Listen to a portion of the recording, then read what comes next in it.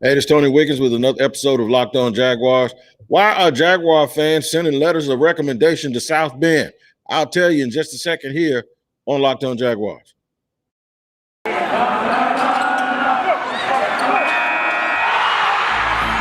Locked On Jags, your daily Jacksonville Jaguars podcast. Part of the Locked On Podcast Network. Your team every day.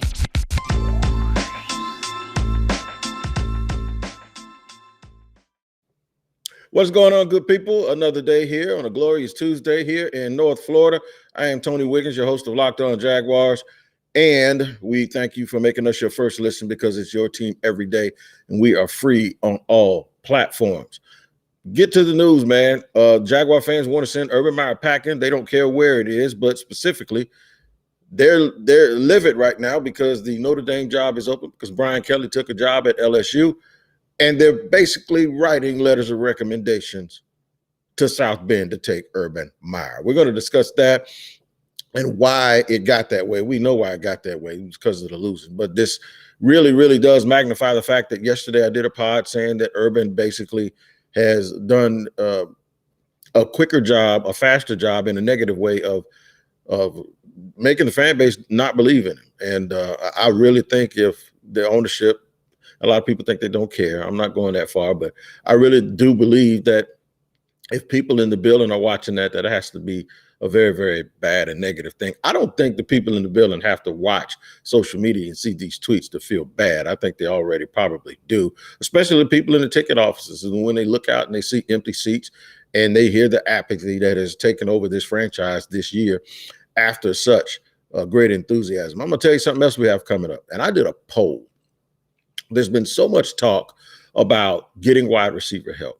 And this basically, it's almost like they're playing tag or passing the baton of the way they're running wide receivers through here. It looks like a wide receiver brothel, if you ask me.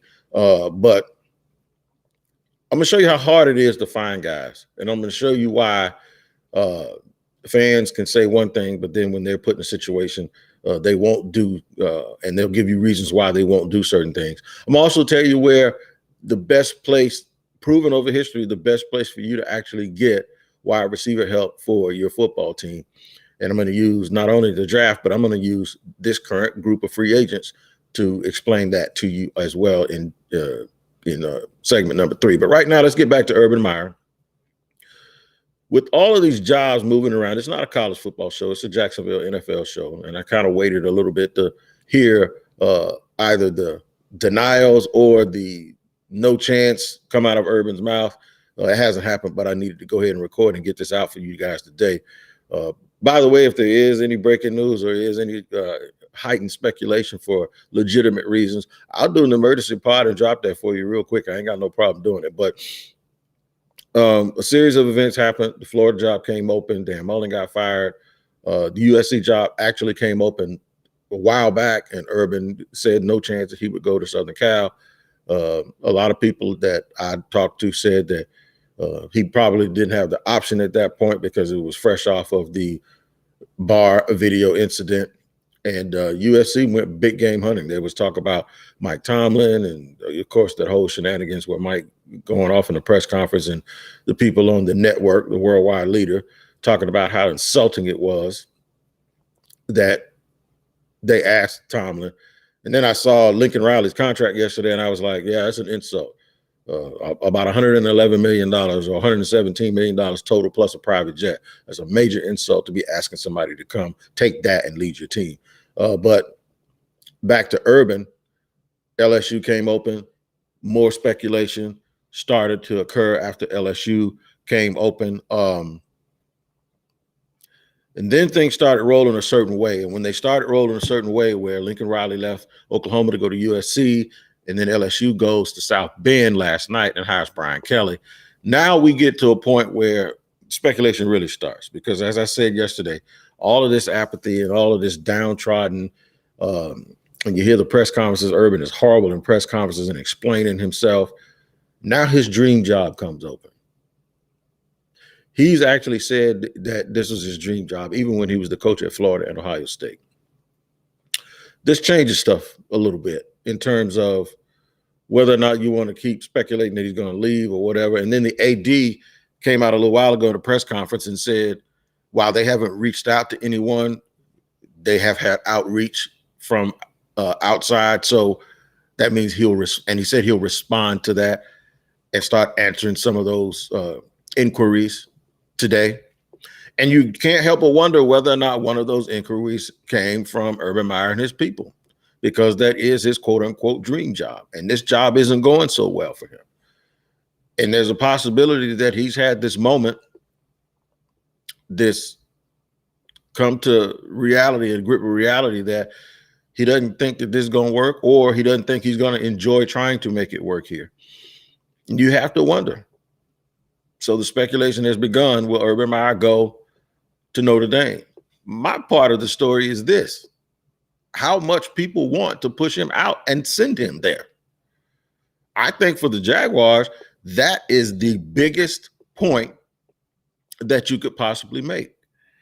The biggest point isn't whether he'll leave or not, or whether he quit, or what the optics are, or how it would look. The biggest point of all of this is that the fan base and most of the faithful 50,000 actually want him to go. And they're encouraging Notre Dame, and they're even encouraging Urban. Man, take that job, man. Live your dream, baby. That amazes me, because when he got hired, there was a faction of people that didn't think it was a good idea. I wasn't one of them. I'm going to admit that. I thought it was, because I thought that he would be able to draw a top staff. And I thought he'd do what he did at Ohio State and Florida, which is delegate authority.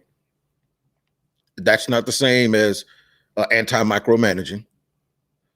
It's two different things, and it's pretty clear to somebody with a brain that there's two different things. Like, not micromanaging and delegating authority aren't the same thing, because you can delegate authority and still micromanage people. But he'd do a good job of building a staff, delegating authority, and he could then focus on motivation, big picture navigation, macro movement for the franchise, the way a CEO does. It's not what he did. He came in here, he stuck his head in those meeting rooms and berated coaches allegedly berated coaches, wasn't the friendliest person to approach in the facility, did not know how to transfer or translate talent in college to talent in the NFL, did not understand the nuances of the NFL, or has not understood the nuances of the NFL, where you aren't going to blow people out week to week. You aren't going to be able to out-motivate and outspeed people. Folks will adjust. Kansas City still has probably the two fastest wide receivers in the league, and folks backed off and made them be patient. Mecole Hardman and Tyreek Hill might individually be the two fastest wide receivers in the league, but I know for a fact that as a duo, you ain't going to find nobody that run faster than them. But yet and still, they couldn't get behind people. This league isn't what you think it is. And I think Urban's arrogance about who he is and who he was in college, and maybe having a disrespect for NFL coaches, he got that fixed real fast. He got that fixed in week 1 against Houston, when a team that has guys that have coached in the league before versus his staff that had guys who had coached in the league but had never been head coaches, out-coached them straight out of training camp to show that they were more prepared early in the year than he was. So for those reasons, Jaguar fans are saying, get out, like the movie. Because he kind of looks like the people in the movie Get Out when their eyes are sitting there stuck. That's how Urban looks half the time. So they're trying to rescue him. And the sad thing about it is, it's a sad state for him, and it's a sad state for Shad Khan, and it's a sad state for this franchise.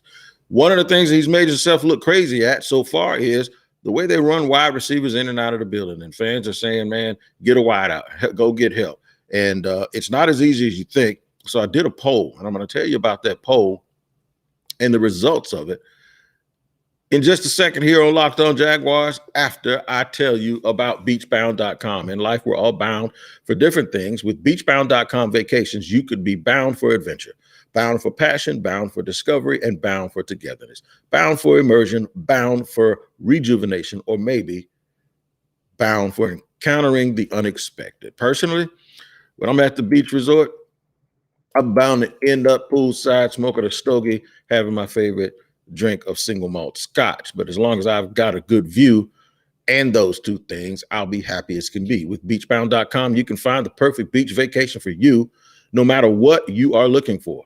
What are you bound for? Visit beachbound.com today.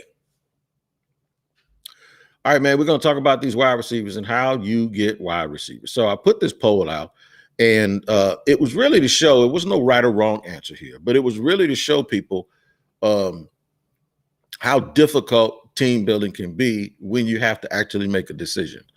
And this is not to give cover, and this is not to give Urban and that crew and anybody who's made poor personnel decisions in the past. This is not to provide shelter for them in any sort of way.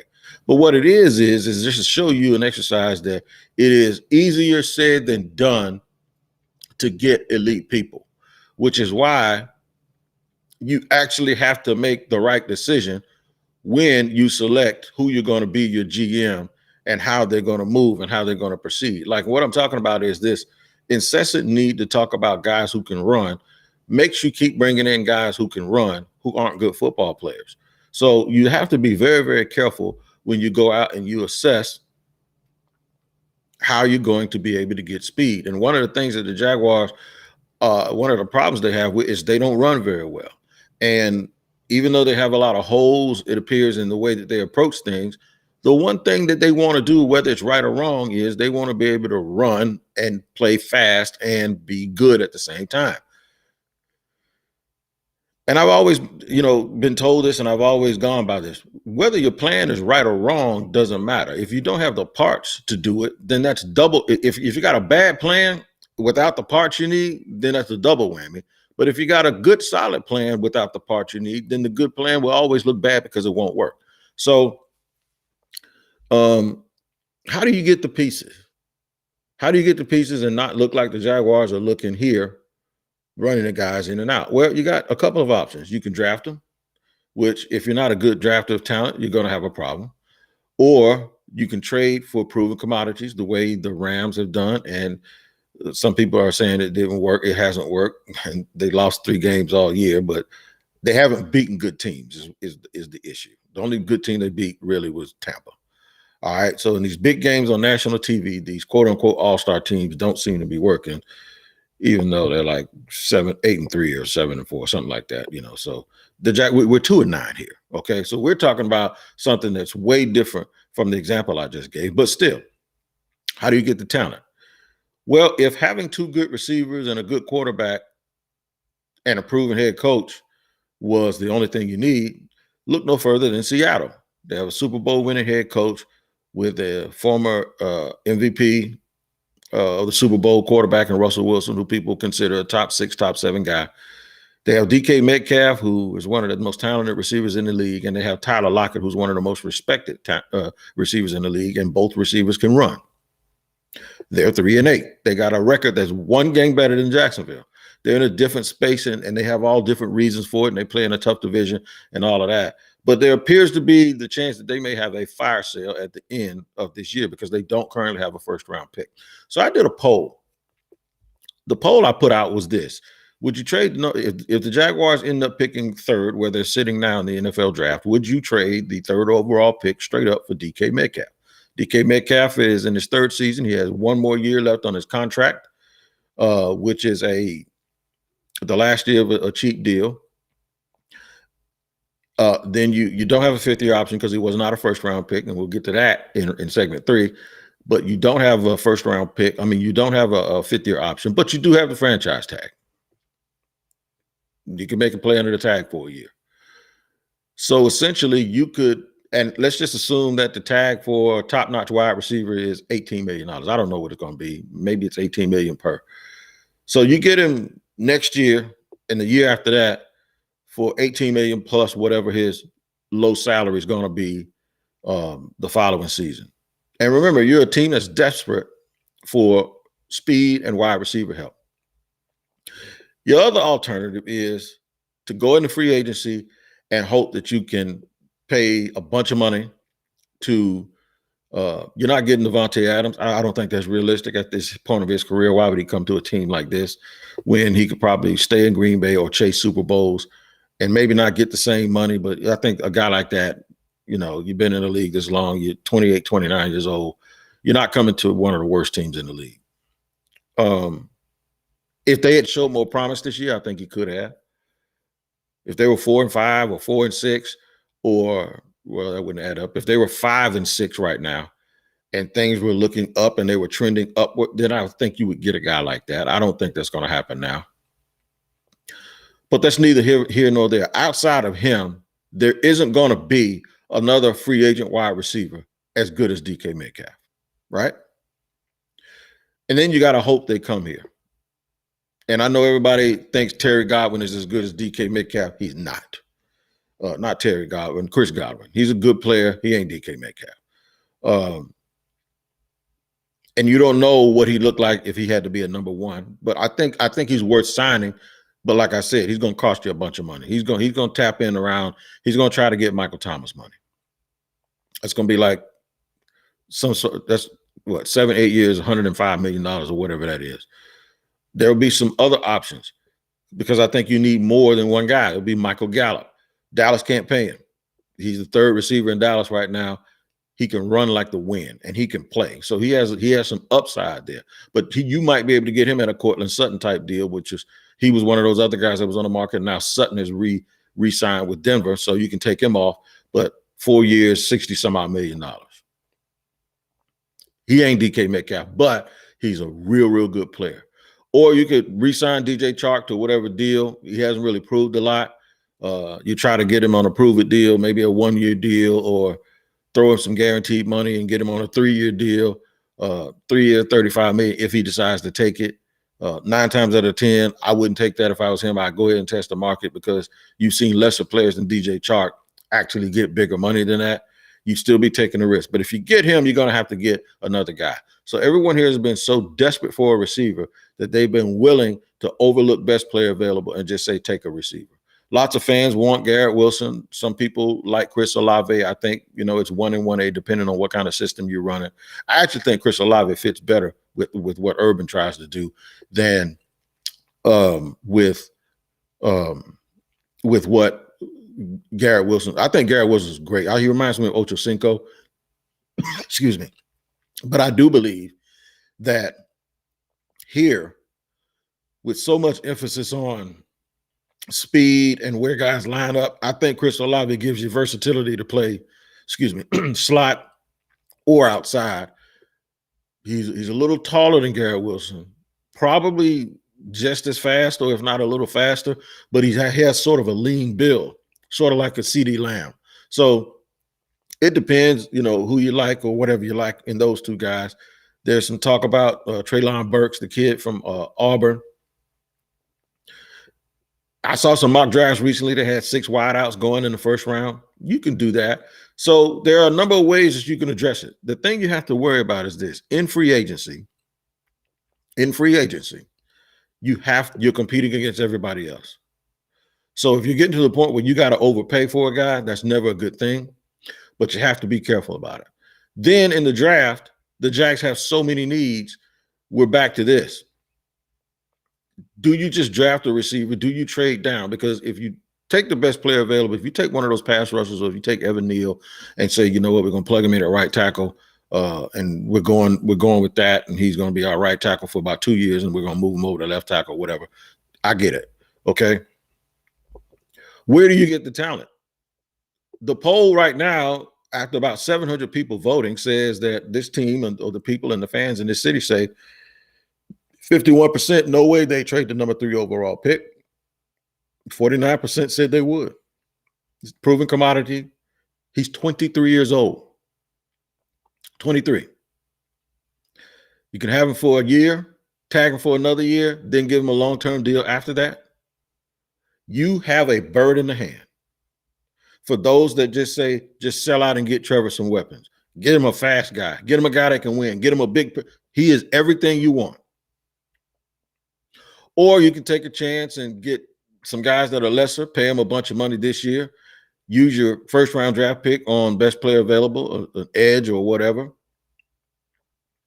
and then get in the second round and address it again. This is why I did this exercise, because as desperate as people are about the wide receiver position, as there's not one person that tells me that they take Garrett Wilson or Chris Olave at number 3.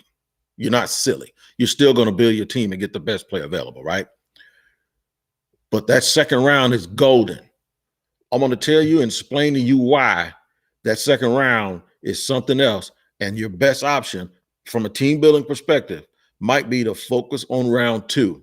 Focus on free agency and focus on round 2. If you're not willing to trade the 3rd overall pick in this hypothetical scenario for DK Metcalf, I'm going to tell you why you should bet on picking a guy in the second round. And I'll do it in just a second here on Locked On Jaguars after I tell you about Bet Online, which has you covered for all season. More props, odds, and lines than ever before as football season continues and we get down to the nitty gritty.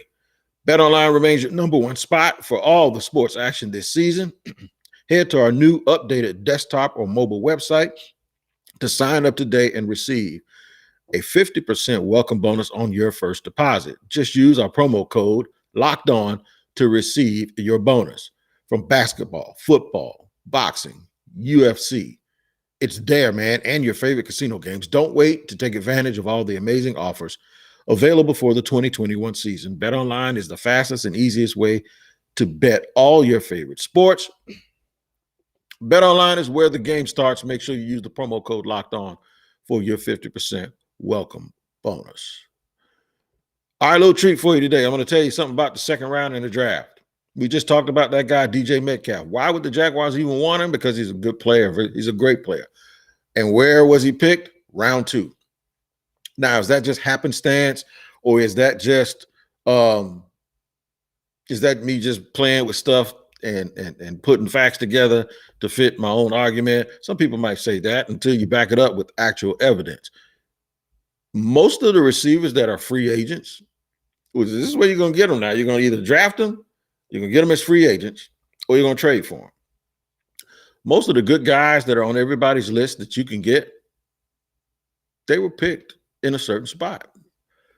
Usually teams don't let go of their first round pick wide receivers. I mean, if they do, that means they were probably a bust and it was time to move on from them. But generally when teams have their guys that they picked in the first round, a la guys like Mike Evans, those guys that perform well end up getting second contracts.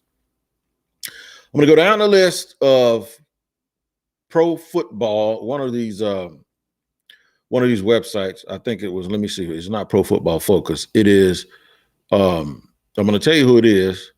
It's Pro Football Network. Pro Football Network is one of the sites that I pulled up here. It has all of the potential NFL free agents in 2022. And I'm going to focus on the wide receiver position, and I'm going to show you something that is a trend. We already talked about trading for DK Metcalf. He was picked in the second round. So let's go down this list. Devonte Adams is number 1. I don't think the Jaguars can get him, but you want him because he can play, and he's been productive for that team. Guess where he was picked? He was picked in round 2. In that same draft, this is a guy you're familiar with who's the second receiver. His name is Allen Robinson. Guess where he was picked? You already know. Round 2. Same draft as Devonte Adams. The third player on this list is a guy we just mentioned who's a free agent. His name is Chris Godwin. Guess where he was picked? Round 2. Number 4 is Mike Williams, who was picked in the first round. I think the Chargers are going to do everything they can to re-sign him, but even if they don't, if this administration is in charge, I doubt if they reach for him because he's not fast, but he wins, right? He was pick number 7 overall. Number 5, Cortland Sutton. He's off the board because Denver's already extended him and re-signed him, as Cody Rourke from Locked On Broncos had told me that they probably would when I kept mentioning the fact that the Jaguars should be interested in him. Sutton had his best game of the season against the Jags right in front of Urban Meyer. Guess where he was picked? Round 2. Antonio Brown. It ain't going to happen. Don't worry about it. They're not going to even pick Antonio Brown, but just for the sake of this, Antonio Brown was picked in the 6th round. Will Fuller. I didn't research this, but if I'm not mistaken, he was either a late first or early second round pick. And he is fast, but he's always injured. So I don't suspect that Will Fuller will be someone that they look at. Michael Gallup, the guy that I just mentioned. Michael Gallup was a 4th-round pick out of Colorado State. And, he proves my point that guys that are productive, that are heading for their second contracts, that some of these teams can't re-sign, where are they picked? Number 9 on that list is your own DJ Chark. Guess where he was picked? You got it. Round 2. Number 10 is Emmanuel Sanders. He's old, long in the tooth, but he was picked in the 3rd round out of SMU. So my point is this. Unless you're going to draft your guy in the 1st round, or sign somebody in free agency, or trade a draft pick for a proven guy, based on the evidence, the best thing to do is to target a guy in round 2, which brings me to this. Jahan Dotson of Penn State might slip out of the 1st round, and Jacksonville sitting at the top of the 2nd round. What does he have? Speed. Where can he play? Slot. X, Y, Z. He can play all over the place. Jalen Tolbert, South Alabama, 6'3", 195 pounds. None of this stuff is sexy to you, but these are the type of guys that you might have to take a look at. David Bell from Purdue. Does he fall out of the 1st round? He's a winner. He goes up, he fights for the ball. The kid there's a kid named Drummond out of Ole Miss. It was a JUCO kid that's played 2 years in Lane Kiffin's system. He's like 6'2", 214. Don't panic. This is what I was telling you guys earlier this year. Don't panic. Make sure you get the best player available with that 1st pick. If you're picking in the top 3, you got to just take some. That is the easiest way for you to just improve your football team. I don't care if it's Evan Neal. I don't care if it's one of those pass rushers. I don't care if it's a corner. You take what you can, but don't panic and try to force a position when all of the guys that you want came in the 2nd round. All of the free agents you got, they came 4 years ago. Came in 4 or 5 years ago. They were in the 2nd round. And the reason why you wanted them was because they were picked in the 2nd round and they were productive for their team. Get a guy or 2 in free agency, or try your best in free agency, and then try your hardest and try your best in round 2 to target people, round 2 or round 3. So it doesn't mean that you're not making wide receiver the priority. But every time I mention another player or another area on this team that needs to be fortified, all I get is people saying, well, you don't do anything until you address the wide receiver position. That is not correct. You do what's in front of you and still address the wide receiver position. It doesn't mean you have to do it first. You just have to do it correctly. So today's exercise is, think about it. Think about it. The poll is still pinned to my Twitter account, which is at Shop Talking Wig. It'll be there, and I'll give you the results. Right now, it's 51-49. But it's difficult. It's hard. And everybody wanted to say, well, no, Wig, well, only if I do this, only if I didn't ask you that. I wanted you to take it from my perspective. This is what I get. Whenever I hear people go, just get a wide receiver. Okay, here you go. You want DK Metcalf? Give me the 3rd overall pick. You want to do it? Well, no, I can't. Okay, that's why this stuff is hard to figure out. And you have to know other prospects. And then you have to have a little bit of patience that comes along with it. And I know most fans don't. I do, because I look at it from a macro and team building perspective. You guys don't. But when you respond to me, you want me to understand you. So now I want you to understand me before you respond, and when I respond back the way that I do, so we can have good dialogue about how to actually get this thing going. We don't want to be the confusion that's already existing on the football field. We want to try to be above it, and that's what we try to do here on Locked On Jaguars. We work together, man. We educate each other, and that's the way it goes. You make Locked On Jaguars your first listen every day, and I am so proud of that, and I'm happy with that. Your second listen of the day should be Locked On Bets, because I know you guys are going to BetOnline.ag, and that's what you're going to do. You're going to try to figure out what you need to do to get paid, right? Now, here's what you have to do. You have to listen to the Locked On Bets podcast with your boy Q and analyst Lee Sterling. And the reason why you want to do that is because they give you information that you can't get anywhere else before you go and make these bets. So it's your second listen of every day, and It's free on all platforms. We appreciate it, man. We appreciate your time today and taking time to listen.